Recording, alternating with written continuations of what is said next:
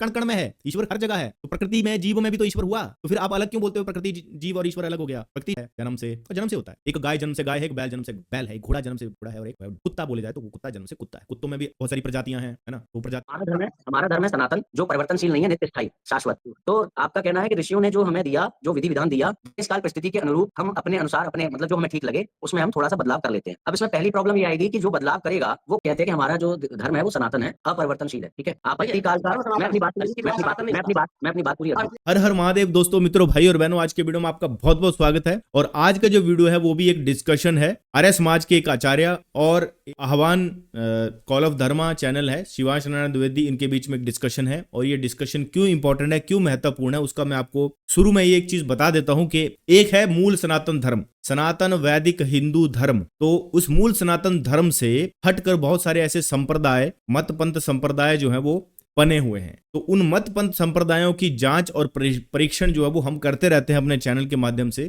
कि कितने जो ये संप्रदाय हैं वैध हैं, वैलिड हैं सनातन धर्म के पॉइंट ऑफ व्यू से। क्योंकि हमारा सनातन धर्म जो आप आज जानते हो वो आप तक कैसे पहुंचा है, वो पहुंचा है दोस्तों गुरु शिष्य परंपरा से। ये परंपरा आदि काल से चलती हुई आ रही है, भगवान नारायण से होती हुई आज ये परंपरा आचार्यों के माध्यम से, शंकराचार्यों के माध्यम से आज भी हमारे बीच में है। तो यानी कि बिना टूटे ये परंपरा जो है वो आदि काल से चलती हुई आ रही है। इस परंपरा से ही ये पता चलता है कि हम सनातन वैदिक धर्मी हैं और ये परंपरा कभी बदलती नहीं है। और आप बोलोगे कि ये क्या बात बोल दी भाई, परंपरा क्यों नहीं बदलेगी?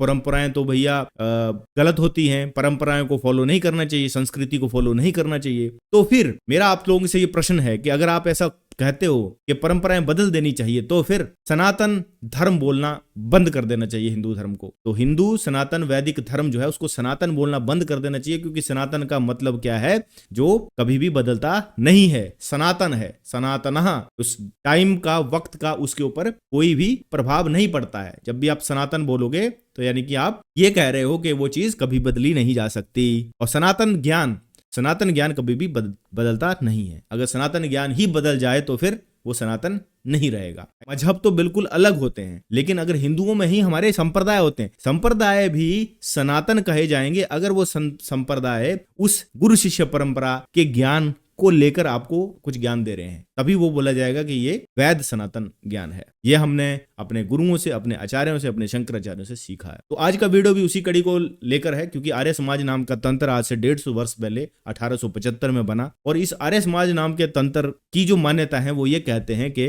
जो गुरु शिष्य परंपरा है, जो शंकराचार्य की परंपरा है, और आज जो शंकराचार्य हैं वो उनको नकार देते हैं। यानी कि आपने जो गुरु शिष्य परंपरा चल रही आ रही है, तो उस परंपरा में जो शंकराचार्य आते हैं उन शंकराचार्यों को आप नकार देते हो और ये कहते हो कि भैया हम आदि शंकराचार्य को, कुछ मैंने ऐसे सुना है जो ये आर्य समाजी हैं वो जो कहते हैं कि आदि शंकराचार्य को हम मानते हैं, लेकिन उनके अद्वैत सिद्धांत को नहीं मानते हैं। तो अगर आप अद्वैत सिद्धांत को नहीं मानते हैं आर्य शंकराचार्य जी के, तो फिर आप ये कैसे माना जाएगा कि आप आदि शंकराचार्य को मानते हो? क्योंकि आप तो बोलते हो कि हमारा तो त्रैतवाद है, जीव, प्रकृति और ईश्वर, ये तीनों अलग तत्व हैं, ये कहते हैं। तो ईश्वर को ये तत्व भी बना देते हैं। तो कहने का मतलब ये है कि अगर आप ये कह रहे हो कि आप तक वेद कैसे आए, तो आपको ये मानना पड़ेगा कि वेद आप तक गुरु शिष्य परंपरा से ही आए हैं। गुरु शिष्य परंपरा के बिना ये माना ही नहीं जाएगा कि वेद आप तक आ गए, क्योंकि उड़ के तो आए नहीं, कहीं से तो आपने वेद लिए हैं। तो कोई भी शख्स अगर हिंदुओं के वेद पढ़ लेता है और वेद पढ़कर अपने मनमुखी अनुवाद कर देता है, अपने मन से कोई भी ट्रांसलेशन कर देता है, तो ये नहीं माना जाएगा कि भैया तुमने जो अनुवाद किया है वो परंपरागत आचार्यों द्वारा प्रमाणिक अनुवाद है। तो ये हमारा विचार है। तो वीडियो लगाता हूं दोस्तों स्क्रीन पर। तो जी आपका स्वागत है, चर्चा के लिए आप पधारे, आपका धन्यवाद, आभार। नमस्ते जी, आपने कुछ बोला? हाँ, आवाज आ रही है? हाँ, आवाज आ रही है, अब आ रही है आवाज। हाँ, सबको सादर नमस्ते। जी जी जी, नमस्ते, नमस्कार, जय श्री राम। नमस्ते, जय श्री राम। हम भी जय श्री राम बोलते हैं। जी जी, बच्चों बोलो जय श्री राम। हाँ, अच्छी बात। तो तो यहाँ बहुत सारे बच्चे बैठे हुए हैं क्या आपके पास? हाँ, गुरुकुल के सभी बच्चे आ गए हैं सुनने के लिए, चर्चा सुनने के लिए। अच्छा, कहाँ? आपका स्वागत है गुरुकुल में। थोड़ा सा आप अपने गुरुकुल और अपने बारे में बता दीजिए, जिससे दर्शक जान जाए कहाँ से हैं, क्या है। मैं वैसे तो रहने वाला उत्तर प्रदेश का हूँ जी, और पहले कॉलेज में मेरी शिक्षा हुई जी, फिर उसके पश्चात मन में आया कि जब सत्याग्रह प्रकाश पढ़ा हम्म, तो मन में विचार आया कि ऋषि दयानंद जो बात कहते हैं हम्म, यह सत्य है, यह सत्य है, इसको स्वयं परखना चाहिए और स्वयं परखने के लिए संस्कृत का ज्ञान आवश्यक है। हम्म, तो फिर मैं पाणिनि महाविद्यालय बहालगढ़, आपने पंडित युधिष्ठिर मीमांसक जी का नाम सुना होगा, संस्कृत के विद्वान सभी जानते हैं, तो वहां पर चला गया। वहां पर अष्टाध्यायी कंठस्थ करके फिर महाभाष्य आदि पढ़ा, दर्शन पढ़े। अच्छा, अब लगभग 30 वर्षों से गुरुकुल का आचार्य हूँ। अच्छा। ये छोटा सा तो परिचय है। तो अभी महोदय, अभी आपके पास जो बच्चे सामने बैठे हुए हैं उनका हाँ हाँ मतलब किस कक्षा से, किस आयु वर्ग के हैं? हाँ, लगभग 10 वर्ष से लेकर के 18 साल तक के हैं बच्चे। अच्छा, जो अभी वहाँ हाँ बैठे हैं सामने। हाँ हाँ हाँ, अच्छा, इसमें बहुत से बच्चे अष्टाध्यायी याद कर रहे हैं, अच्छा, कुछ अध्याय की व्याख्या पढ़ रहे हैं, अच्छा, कुछ अच्छा, धातुवृत्ति पढ़ रहे हैं, अच्छा, अच्छा, परीक्षाएं भी देते हैं। अच्छा। तो किसी एक बच्चे से जरा सा मिलवाएंगे थोड़ा सा, अगर आपको आपत्ति ना हो तो। हाँ हाँ, बिल्कुल बिल्कुल। किसी छोटे, सबसे जो छोटा हो उसको जरा सा बुला दीजिए। अच्छा, छोटा बच्चा आ जाओ, अभिजीत। हाँ ये, हाँ बैठ जाए, यहाँ बैठ। अभिजीत नाम है आपका? हाँ जी। अभिजीत, नमस्ते आपको जी। गायत्री मंत्र आता है? हाँ जी। सुनाइए, हाँ जी। थोड़ा सा सुनाइए, पूरा नहीं, थोड़ा सा। ओम भूरे भुवः स्वः बस, बस, बस, तत्सवितुर्वरेण्यं। बस, बस, बस, बस, बस। आपका यज्ञोपवीत हो गया है? जनेऊ संस्कार हुआ था। हाँ जी। हो गया है? हाँ, हो दिखाइए, गया है। दिखाइए जनेऊ। अरे दिख रहा है ठीक। ऐसे। तो आपका यज्ञोपवीत संस्कार किस आयु में हुआ बेटा? अच्छा, किस आयु में हुआ आपका? अरे ये अच्छा, ये चल। मेरा 11। 11, यानी ब्राह्मण के अनुसार आपका जनेऊ हुआ है, ब्राह्मण के अनुसार हुआ है इनका। हाँ जी। ऐसा है शिवांश जी, जी, कि आर्य समाज में जो भी आते हैं, जी, जी, जी, जी, हमारे बताइए। यहाँ किसी छात्र से किसी प्रकार की जाति चर्चा नहीं होती। अच्छा, नहीं, नहीं, हाँ, वो ठीक है। जो पढ़ाने वाले अध्यापक भी हैं, हम्म। बहुत से ऐसे अध्यापक हैं जो 12-12 साल तक यहाँ शिक्षा दिए बच्चों को, लेकिन जी, हमें पता नहीं चला ये किस बिरादरी के, किस जाति। नहीं, नहीं, हमारे साथ जब, छात्र पढ़ते थे, जी, नरेश जी, अब विदेश आदि में घूमते हैं, वैदिक धर्म जी, का ही प्रचार करते हैं। हम्म, हम पढ़ करके निकल गए और पढ़ने के बाद, स्नातक बनने के कई सालों के बाद किसी व्यक्ति के द्वारा पता चला कि वे पंजाबी हैं। अच्छा, हाँ, और मेरे मित्र रहे, साथ हम रहते रहे, साथ हम भोजन भी करते थे। तो आर्य में ऐसा व्यवहार है कि पता ही नहीं चलता कौन किस बिरादरी का है। हम्म, यहाँ पर भी जैसे जो आते हैं पूछते हैं, बहुत से लोग पूछते हैं कि इसमें कौन कौन से बच्चे ब्राह्मण के हैं। हम मना कर देते हैं कि यहाँ हमें किसी छात्र का जाति का पता नहीं है, कौन किस जाति का है, यहाँ इस पर चर्चा ही नहीं करते। नहीं, नहीं, मैं असल में पूछ दूसरी बात रहा हूँ, जैसे इनका जब जनेऊ हुआ है, यज्ञोपवीत हुआ है हाँ नहीं, इनका, जनेऊ ऐसा है तो जो गुरुकुल में जाति, होता है, जाति आप, तो जैसे जो आप वर्ण, श्रावणी पर्व जो, पर सबका जनेऊ एक मिनट, संस्कार जी, जी, मैं एक सामूहिक बात पूछ रहा हूँ, मैं एक यहाँ पर आगे बढ़ने से पहले एक बात और कहना चाहूंगा। इन्होंने कहा कि हम किसी की जाति नहीं पूछते हैं, तो क्या मतलब कोई हीन भावना से ग्रसित हो गया? आपके किसी की जाति नहीं पूछते? मतलब जाति मतलब वर्ण, मेरा वर्ण से मतलब है, बाकी तो समाज में बहुत सारी चीजें चल रही हैं, उनसे हमारा कोई मतलब नहीं है। हमारा मतलब है वर्ण से। ब्राह्मण, क्षत्रिय, वैश्य और शूद्र जो हिंदू हैं वो इन 4 वर्णों में विभाजित हैं। इवन जो शूद्र हैं या ब्राह्मण या क्षत्रिय हैं या वैश्य हैं या ब्राह्मण हैं, तो अगर कोई ये कहेगा यार हम वर्ण नहीं बताते हैं, तो ये इसका मतलब है कहीं ना कहीं आचार्य जी, आर्य समाज के लोग हीन भावना से ग्रसित हैं, इसलिए वो नहीं बता पा रहे हैं। गर्व से कहो हम हिंदू हैं, गर्व से कहो हम ब्राह्मण, क्षत्रिय, वैश्य और शूद्र वर्ण में हैं। जिस भी वर्ण के आप हो, आपको गर्व होना चाहिए उस चीज के। आपको शर्म नहीं आनी चाहिए कि हम शूद्र हैं। हम शूद्र हैं तो हमें शर्म क्यों आनी चाहिए भाई? शूद्र एक कर्म है। सनातन धर्म जो है वो जन्म से ब्राह्मण, क्षत्रिय और वैश्य शूद्र हैं, और उसका भी एक कारण है। लेकिन मेरा जो पॉइंट यहाँ पर ये है, हमें शर्म नहीं आनी चाहिए। हीन भावना से ग्रसित लोग ही अपना वर्ण छुपाने की कोशिश करते हैं। क्यों छुपाया जाए? और आजकल ये ब्राह्मणों को टारगेट कर रहे हैं। बहुत सारे ऐसे विधर्मी हैं जो कहते हैं जी ब्राह्मणों ने ये कर दिया, ब्राह्मणों ने वो कर दिया। और कोई ब्राह्मण है वो हीन भावना से ग्रसित है, अपना वर्ण नहीं बता रहा है। अरे भैया, मैं अगर बोलूंगा ब्राह्मण है तो ये मेरे को बोल देंगे कि भैया तुम्हारी वजह से ही समाज में ये हुआ। अरे मैं नहीं बताऊंगा अपना वर्ण, मैं ब्राह्मण नहीं बताऊंगा कि मैं ब्राह्मण हूं। ये हीन भावना किसने पैदा की? विधर्मियों ने ना। तो विधर्मियों को जो है जवाब देने का सबसे अच्छा तरीका यही है कि हिंदू अपने 4 वर्णों का, जो भी हिंदू है, ब्राह्मण, क्षत्रिय, वैश्य या शूद्र, कोई भी हिंदू है, वो ठोक बजाकर कहे कि मैं हिंदू हूं, मैं शूद्र हूं, मैं हिंदू हूं। शूद्रों को सिर्फ यज्ञोपवीत जो है वो एक उसकी प्रक्रिया है, क्योंकि वो उनको आवश्यकता नहीं है, इसीलिए उनको अधिकार नहीं है। आवश्यकता नहीं है, लेकिन उनके लिए दूसरी चीजें हैं। आप रुद्राक्ष माला पहन सकते हो, आप कंठी माला पहन सकते हो, रुद्राक्ष तिलक आप लगा सकते हो। हिंदुओं को किसी भी वर्ण का हिंदू है वो शिखा रखने का अधिकारी है, उसे रखना चाहिए। रोका नहीं गया इस चीज से कि भाई तुम चोटी नहीं रख सकते हिंदू, तुम तिलक नहीं लगा सकते, तुम भगवत पाठ नहीं कर सकते, है ना। कुछ ऐसे मंत्र हैं जो वेदों में वर्णित होते हैं, उनका पाठ करना सिर्फ यज्ञोपवीत के बाद ही, उनका जैसे गायत्री मंत्र है, यज्ञोपवीत के बाद ही या गायत्री मंत्र गुरु देता है वो मंत्र, तब वो जपा जाता है और जोर से बोला नहीं जाता। इसलिए वो बच्चे को बोला गया कि तुम थोड़ा सा सुनाओ, बस ज्यादा मत सुनाओ, इसलिए क्योंकि ये मन में बोले जाते हैं ज्यादातर। उच्च उच्चारण नहीं होना चाहिए इन मंत्रों का, ओम शब्द का भी उच्च उच्चारण नहीं होना चाहिए, गायत्री मंत्र का भी जोर जोर से उच्चारण नहीं होना चाहिए। यज्ञोपवीत धारण किया हुआ व्यक्ति गुरु से लेकर ही इन मंत्रों का जाप करता है। लेकिन दूसरे मंत्र हैं जैसे ओम नमो भगवते वासुदेवाय हो गया, है ना, कृष्णाय वासुदेवाय, हरे परमात्मने प्रणत क्लेशनाशाय गोविंदाय नमो नमः, ऐसे बहुत सारे मंत्र हैं। इन मंत्रों का जाप आप कोई भी कर सकता है, कोई भी वर्ण का व्यक्ति कर सकता है, उसे वही फल मिलेगा। देखो हमारे जो शंकराचार्य हैं वो ये कहते हैं कि फल से किसी को वंचित नहीं किया गया है, मतलब जो एंड रिजल्ट होता है फल, है ना। ब्राह्मण बहुत कठिन तपस्या के बाद जो चीज प्राप्त करता है, शूद्र वो एक साधारण से भगवत पाठ से, भगवत जप से प्राप्त कर लेता है। तो फिर उसे वो चीज करने की क्या जरूरत है जब उसके लिए विधान ऑलरेडी निश्चित किया गया है, एक अलग तरीका, और फल उसको वही मिलेगा, हो सकता है उससे भी ज्यादा मिल जाए। तो सबसे पहले हीन भावना के ऊपर, ये हम नहीं बताते हैं जाति, हम किसी की वो नहीं बताते हैं, तो इसका मतलब आप हीन भावना से ग्रसित हो, आपको पूर्ण सनातन धर्म का ज्ञान नहीं है। आचार्य जी आगे वीडियो सुनते हैं। बात पूछ रहा था कि आवाज आ रही है,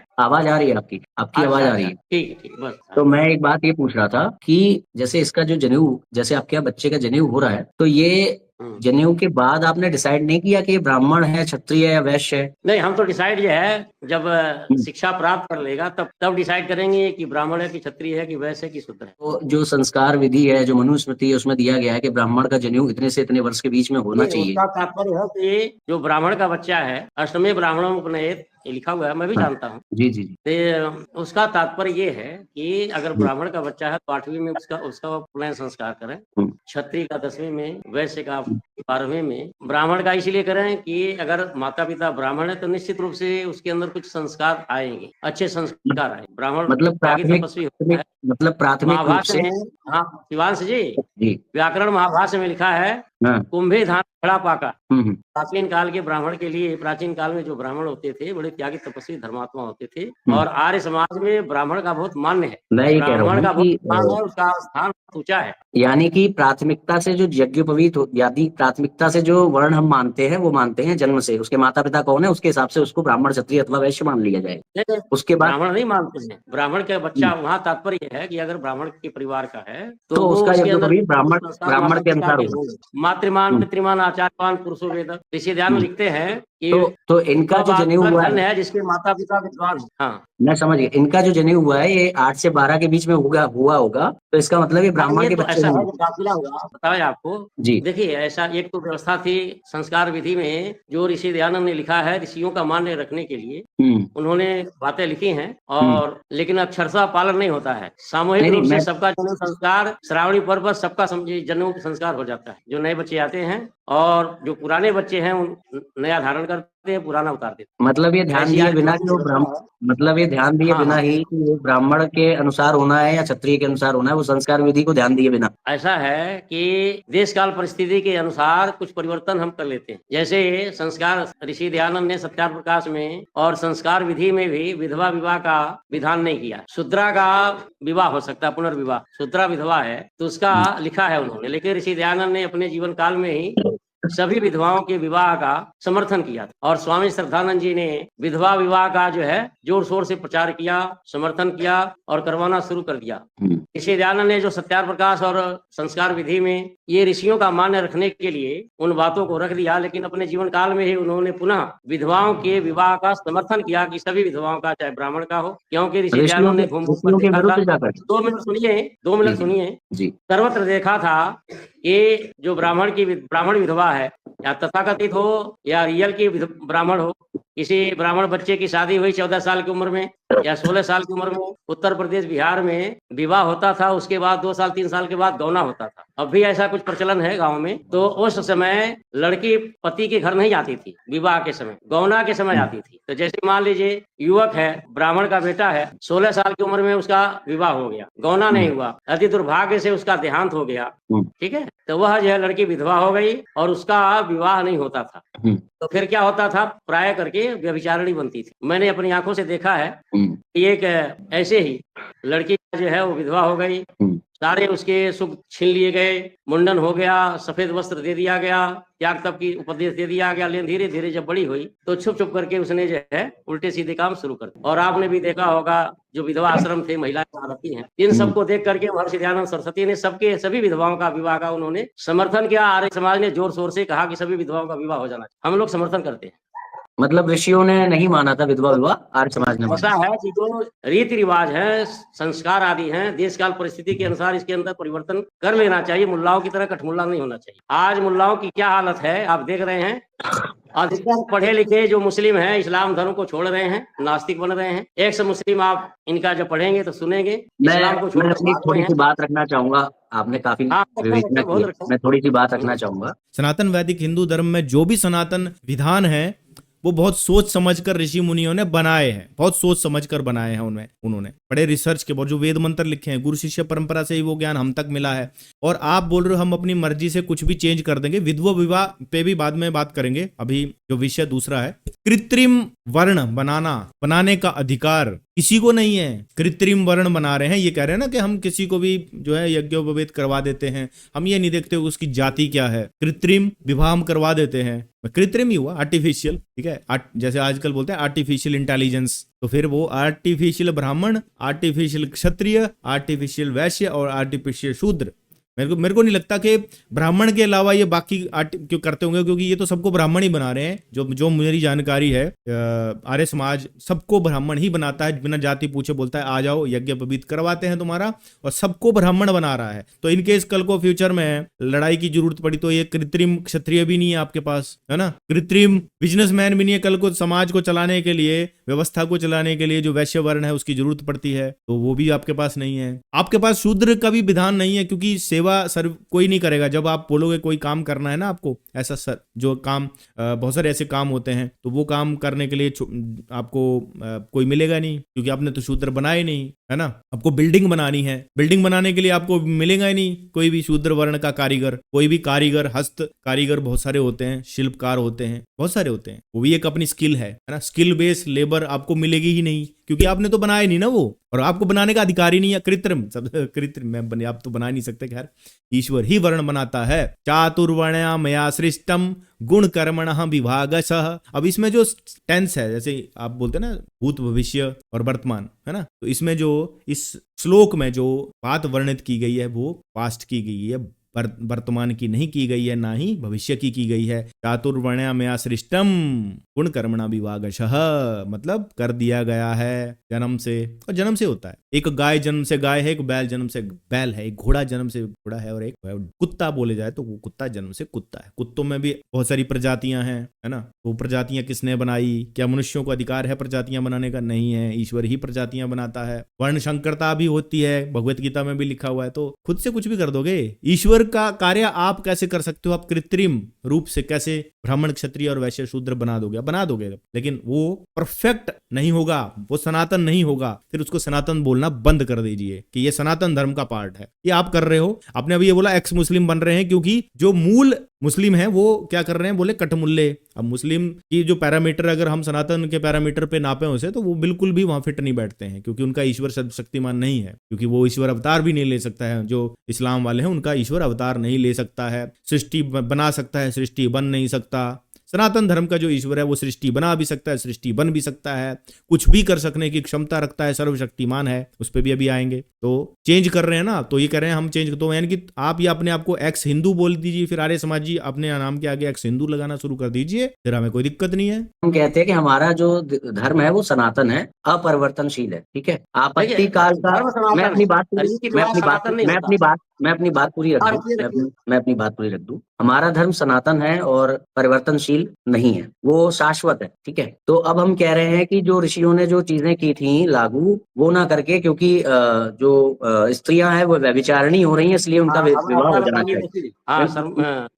मुझे अपनी बात रखनी थी। मैंने आपका काफी लंबा सुना है, मैं अभी थोड़ा सा अपनी बात मैंने जो आपका सुना है ना, मैं बस उसको रिपीट कर रहा हूँ, जिससे मैं जो समझा हूँ वो कंफर्म कर लूं बस। तो हमारा धर्म है सनातन, जो परिवर्तनशील नहीं है, नित्य स्थायी शाश्वत।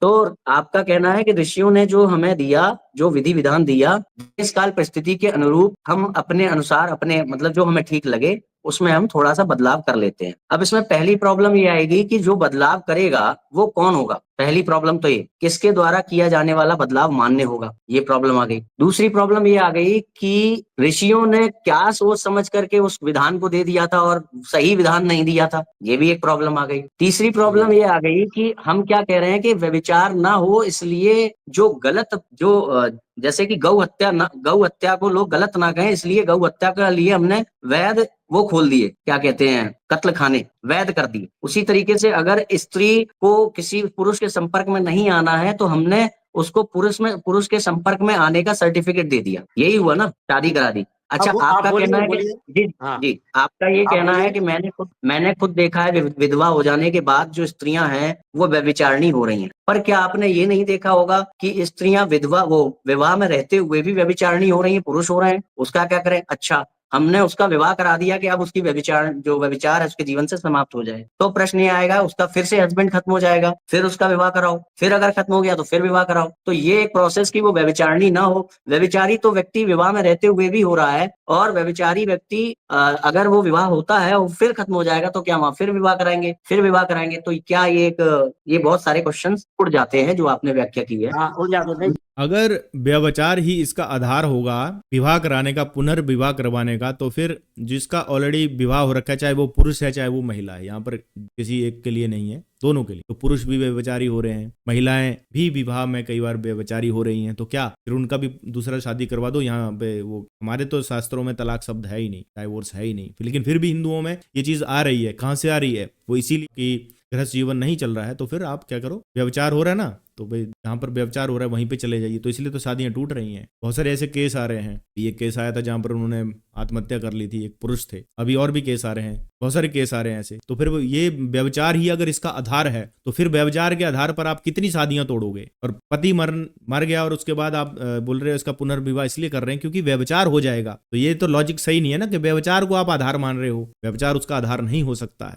कर रहे हैं आप। देखिए, ऐसा है कि संभावना कम होती है। जो गृहस्थ होते हैं, आपने भी देखा होगा, जब तक कोई युवक है उसका विवाह नहीं हुआ है तब तक तो इधर उधर जो है झांकता है, देखता है, उल्टे सीधे काम भी करता है। जब विवाह हो जाता है तो प्राय सुधर जाता है। बहुत कम चांस रहते हैं उसके बिगड़ने के। ये एक्चुअली हम लोग मान रहे हैं, ये हम लोग मान रहे हैं। सुनो, आप भी तो सुनिए।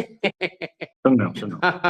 हाँ, मैंने खुद देखा है, बहुत से लोग हमारे पास आते हैं और कहते हैं कि ये मेरा बेटा बिगड़ा हुआ है, क्या करें। देख सुनकर के हम कहते हैं अच्छा विवाह कर, ये खूंटे से बच जाएगा तो सुधर जाएगा। मैंने अपने जीवन में ही कई ऐसे युवकों को सुधारा है। अरे तो गुरुजी, ये सनातन सिद्धांत थोड़ी नहीं है जो आप कह रहे हो। यही तो हम ये कह रहे हैं कि जो आप सोच रहे हो, जो आप कर रहे हो, वो सनातन धर्म नहीं है, वो सनातन सिद्धांत नहीं है। कोई अगर इधर उधर कोई, अब तो हमारे में तो क्या बोला गया कि ब्रह्मचर्य का पालन करो जब तक विवाह संस्कार नहीं हो जाता है। तो विवाह संस्कार से पहले अगर कोई ये कोई आधार थोड़ी है कि कोई मुंह मारेगा तो तब उसकी शादी कर रहे हैं। हमारे सनातन धर्म में ऐसा थोड़ी होता कि कोई अगर इधर उधर भटक रहा है तब उसकी शादी कर दो, ऐसा नहीं होता है। वो एक आपका विचार है जो सनातन धर्म के बाहर की चीज है, रूल एंड रेगुलेशन के बाहर की चीज है। मिलिट्री में अगर आप चले गए, आपको पता है मिलिट्री में एक रूल एंड रेगुलेशंस हैं। उन रूल रेगुलेशंस के अंतर्गत बात करेंगे हम, या कोई सिविलियन कोई काम कर रहा है उसके अकॉर्डिंग मिलिट्री के रूल बनेंगे कि भैया मिलिट्री में वो इसलिए भर्ती हुआ क्योंकि वो सिविलियन ऐसे घूम रहा था इसलिए मिलिट्री में नहीं। मिलिट्री में इसलिए हुआ क्योंकि उसका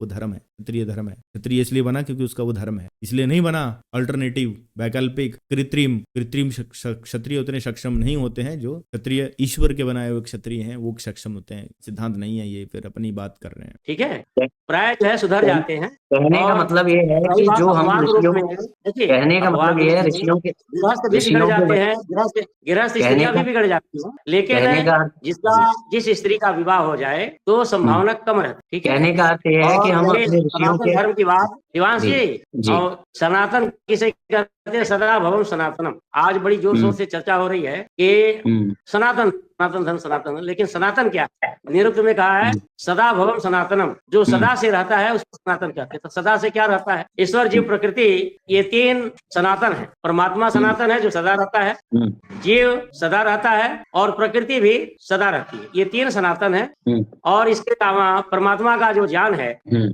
और परमात्मा का ज्ञान भी ये ईश्वर, जीव और प्रकृति सदा रहती है, प्रकृति तो नष्ट हो जाती है ना। प्रकृति कैसे सनातन है? जब अग्नि, जल, वायु, पृथ्वी और अंतरिक्ष, ये 5 तत्व जब एक साथ मिलते हैं तो प्रकृति बनती है। 5 तत्व जो है देवता हैं, ये शाश्वत हैं, लेकिन प्रकृति कब बनेगी? जब ये 5 तत्व मिलेंगे तभी तो प्रकृति बनेगी। प्रकृति तो नाशवान है, खत्म हो जाती है ना प्रकृति।